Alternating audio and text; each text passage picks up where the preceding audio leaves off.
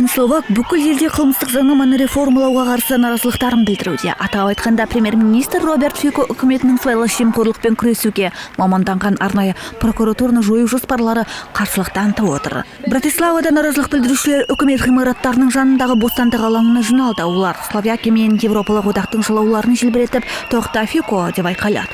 Министрлер кабинеті бұл заңды Рождество мерекесіне дейін бекіткісі келеді. Олар 20 жылдан бері жұмыс істеп келе жатқан арнайы прокуратураны таратпақшы. Ол парақорлықпен және ұйымдасқан қылмыспен күреседі. Инициативада отырсам ештеңе өзгермейді деп ойлаймын. Мен бұл маған қатысты емес, және біз үкіметтің кез келген шешімін қабылдаймыз деп айта алмаймын. Бір ай бұрын ғана сайланған үкіметтің жоспары бойынша елде қылмыстық кодекс қайта қаралып, сыбайлас жемқорлық үшін бас бостандығынан айыру жазасы жойылады. Билік бұл ниеттердің түрмелердегі адамдардың көбеюімен түсіндіреді. Сайлау алдында да Фико билік пен кодты оппозицияны қудалау үшін әділетсіз пайдаланып жатқанын айтты. Сонымен бірге реформа мақұлданса, сыбайлас жемқорлыққа қатысты тергеуде жүрген көптеген билікке жақын адамдар нақты емес, шартты түрде ғана жазаланады деп күтілуде. Словакия президенті Зузана Чапутова жоспарланған өзгерістер кадр мәселесіне жол бермейтін саяси араласуды қамтиды деп мәлімдеді. Оның айтуынша, бұл Европалық одақ қаражатының ағынын тоқтатуы мүмкін.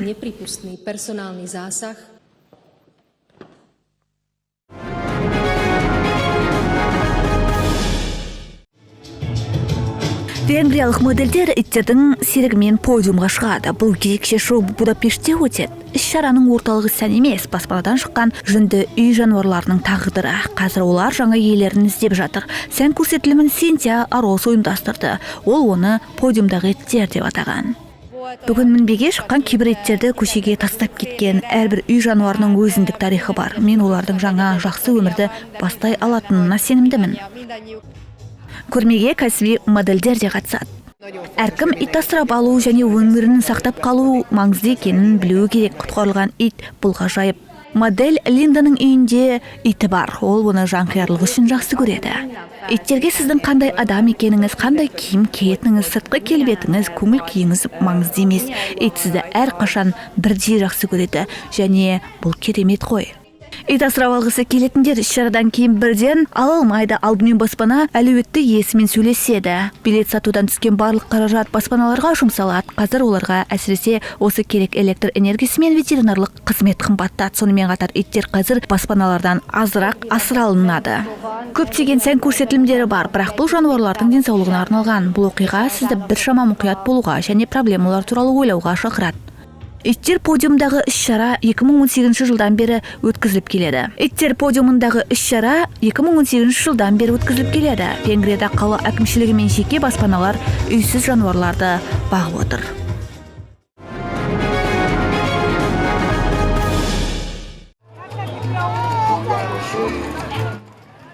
Гаванадағы әйгілі Малекон серуені конькимен сырғанау алаңына айналды. Куба астанасында роликті марафон өтіп жатыр. Оның қашықтығы 42 шақырым. Оған 350 спортшы қатысуда. Оның ішінде 100 шетелдік, 16-сы елден. Бұл елде өте ыстық, маған ұнайды. Кейбір конькишілер салқын ауа райын жақсы көреді. Францияда қазір суық, сондықтан мен мұнда болғаныма қуаныштымын. Мұнда жылы, бәрі әдемі. Гаванадағы Малекон тізбегі таңғаларлық. Бұл менің Кубаға бірінші рет келуім және осында болғаныма қуаныштымын. Мен Кубадағы марафонға және жарысқа қатысқаныма риза болып тұрмын. Іс-шарада конькимен жүгіру, жылдам, слалом, командалық тайм-триал, сондай-ақ 100 және 504 метрге жүгіру сынды түрлі сынақтар бойынша жарыстар өтті. Бұл мен үшін үлкен оқиға, әлем чемпионаты сияқты. Гавана конькимен жүгіру марафоны бірнеше жыл қатарынан өтіп келеді. Оған World Skate компаниясы демеушілік жасайды.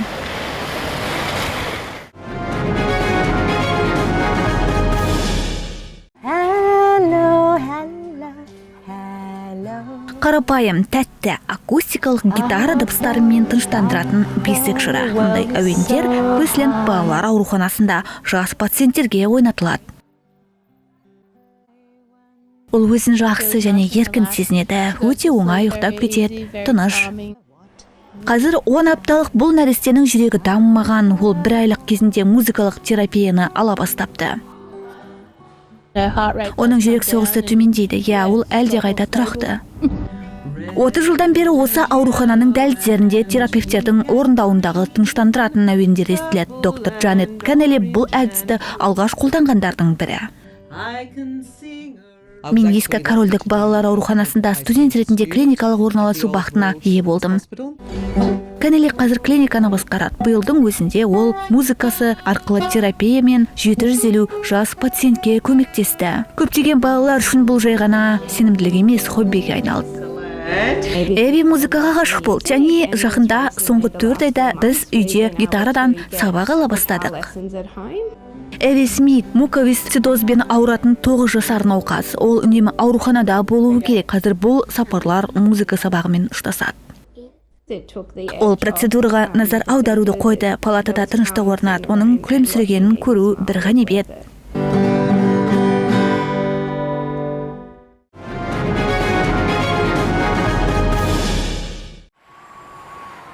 Чикагода аяз ата мерекелік пойызға мінеді. Ол метро станциялар арасында жүреді. Вагондар түрлі түсті шамдармен безендірілген. Ішінде бәрі де шамдармен жарқырайды. Тұтқалар алып кәмпиттерге айналды. Ал метро қызметкерлері эльфтер болып киініп жолаушыларды кәмпитпен қарсы алады. Бұл қарапайым пойыз емес. Мұндайды күнде көрмейсің. Ол әдемі безендірілген, және әрине тамаша эльфтер мен эльф кәмпиттері бар. Білесіз бе, барлығына қуаныш сыйлап мерекелік көңіл-күймен бөліскенді ұнатамыз. Эльфтер жолаушылармен араласып әзіл қалжың айтады. Тіпті бұрын қабағын түйіп жүргендерді де күлдіреді. Бірақ әрине балалар ерекше қуанады. Бұл пойыз жай ғана нәрсе, мен оны жыл бойы есімде сақтаймын.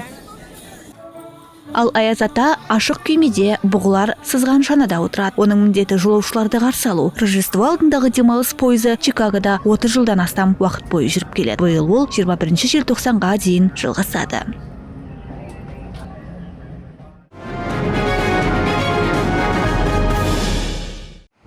Бразилияда құс тұмауының салдарынан 940-тан астам итбалық пен теңіз арыстаны өлді. Оңтүстіктегі Рио-Гранди-ду-Сул штатында бұрын-соңды болмаған өлім-жітім тіркелді. Бұл елдегі вирустың биылғы бірінші толқыны. Океанограф Селфина Бота адамдарға және басқа жануарларға жұқтыру қаупін азайту үшін өліктерді мүмкіндігінше тезірек көму немесе өртеу керек дейді.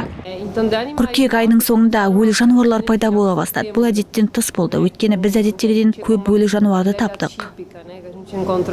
Ғалымдар сонымен қатар жергілікті жағажайларда теңіз сүтқоректілерінің тырысқанын тапты.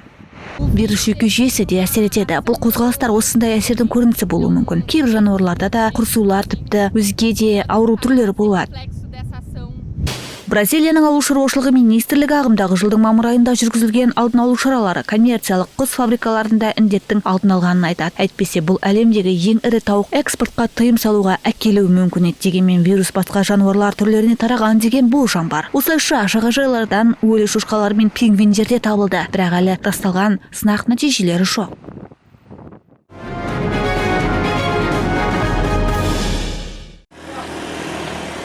Батыс Суматра, Индонезия. Индонезияда Марапи тауы қайтадан атқылайды. Сәрсенбі күні күлді 500-600 метр биіктікке ұшырды. Марапи Суматра аралындағы ең белсенді жанартаулардың бірі. 1,5 апта бұрын оның атқылауы адамдардың өлімімен аяқталғанын еске түсірейік. Одан кейін барлығы 23 адам қайтыс болғаны айтылды. Бұлар негізінен атқылау кезінде тауда қалған альпинистер болатын. Тағы 50-ге жуық адам эвакуацияланды. Көпшілігі ауыр күйік алған. Сол кезде жанартау биіктігі 3000 метрге жоқ күл бағанасын ұшырды. Бұл жолы Индонезияның жанартау агенттігі басшысының айтуынша, атқылауынша ауыр емес. Марапи қауіпті, өйткені оның атқылауын болжау қиын. Олар тайыздан басталады, жерасты дүмпулері жоқ. Таудың баурайында 1,5 мыңға жуық адам тұратын 2 ауыл бар. Бұл суреттерден көрініп тұрғандай, олар күнделікті істерін жалғастыра береді. Марапи соңғы рет осы жылдың басында атқылаған. Одан кейін бағаналардың биіктігі 1 шақырымға дейін жетіп, зардап шеккендер жоқ. Жанартау 44 жыл бұрын атқылау кезінде ең көп өлімге әкелген. 60 адам қайтыс болды.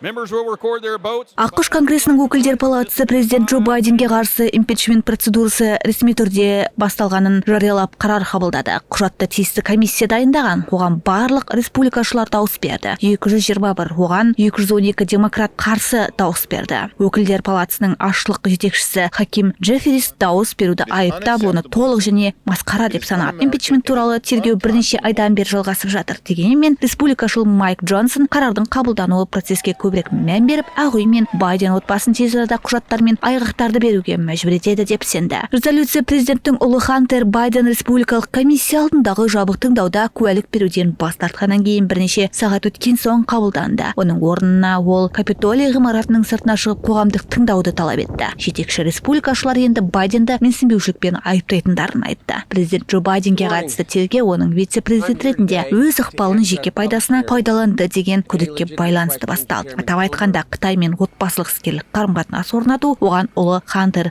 қатысты. Сонымен қатар республикалық күш-жігер Байденнің қызметінен кетуіне әкелуі екіталай. Өкілдер палатасы импичментке дауыс берсе, ол да Сенатта 3/2 дауысымен бекітілуі керек. Ал онда демократтар қазір 51-ден 49-ға дейін көпшілік дауысқа ие.